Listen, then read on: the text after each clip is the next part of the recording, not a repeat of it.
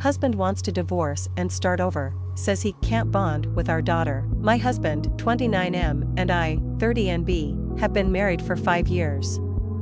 I gave birth to our first child in September, a girl.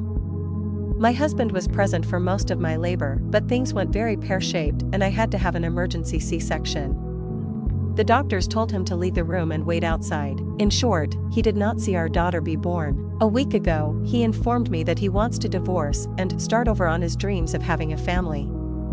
He insists that he cannot bond with our daughter and says it's because he didn't see her being born. He said a lot about how it's always been a dream of his to have a small, close-knit family, and now he can't have that with me because of the C-section and his not being in the room. His dad suggested therapy, but husband refused, saying he knew it wouldn't work. I've made sure he knows I'm open to the idea if he changes his mind, but he's been very insistent that he knows this can't be fixed. Part of me knows I'm basically asking for a magic spell here, but does anyone have any ideas how/if this can be fixed? I'll try to answer any questions anyone may have. Update 1. Several people suggested asking him to come with me to a therapist so I can get help understanding why he's leaving. He agreed and our appointment was yesterday. It didn't go badly, but it didn't go well either. He was very upfront with the therapist. He didn't try to mince words or refuse to answer questions. He told the man, paraphrasing, they got to bond the entire pregnancy. That baby is made of their body. I can't compare to that. My work started at birth and I wasn't there, so I don't feel like I ever got hired, if that makes sense. Yeah, he compared it to not having an employment contract. I get the metaphor, I guess, but I'm not sure how it translates to him not being able to bond. Several people made transphobic comments, and several other people asked if maybe my lack of gender was an issue.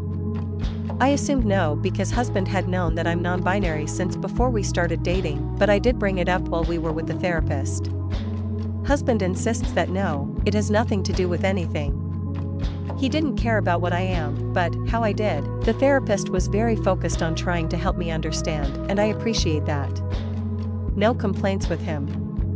I'm still completely in the dark, though, and husband has started talking about choosing a lawyer.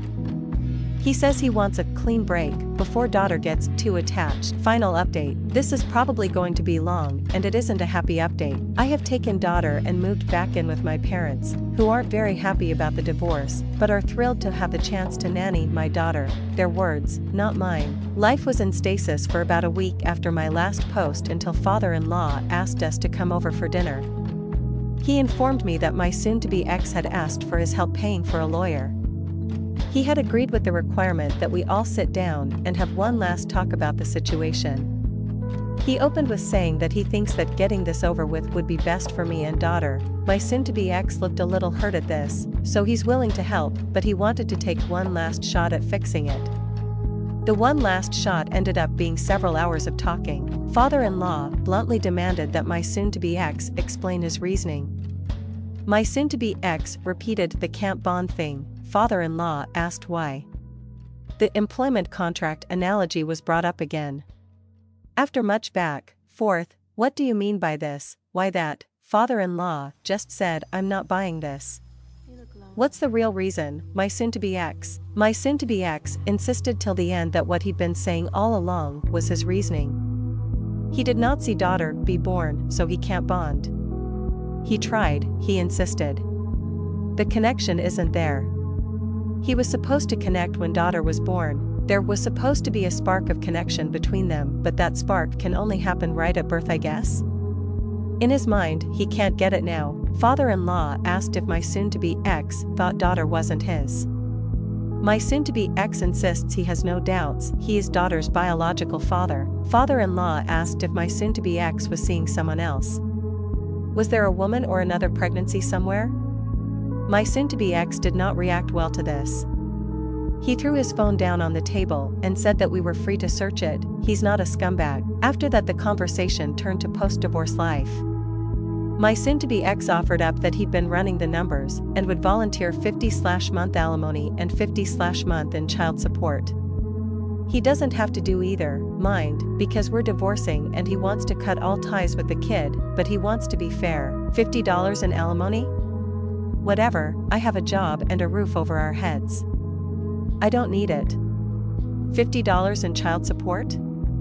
That is a lot less whatever. But I'm refusing to stress about it. The court will handle CS amounts.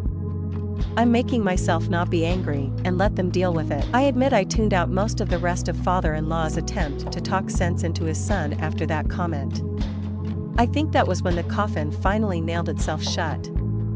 I started packing when we got home and went to my parents' house the next day. I'm no longer talking to my soon-to-be ex, his lawyer talks to mine. We haven't spoken in almost 3 weeks. I don't think I need to tell you that he hasn't shown any concern for daughter, but here I am anyway. The day after I got there, my sister kidnapped me to her place. We got very drunk, daughter was with parents, not us, talked about everything, and I screamed a lot.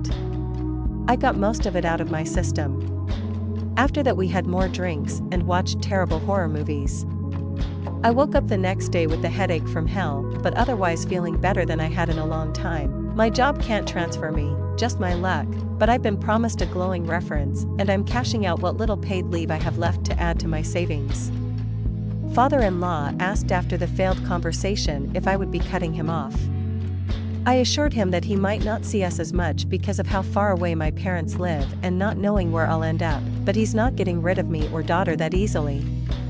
He was very happy to hear that, so that's where I am. Papers have been filed, daughter and I have moved out of the house. I'm doing my best to ignore my soon-to-be ex's existence.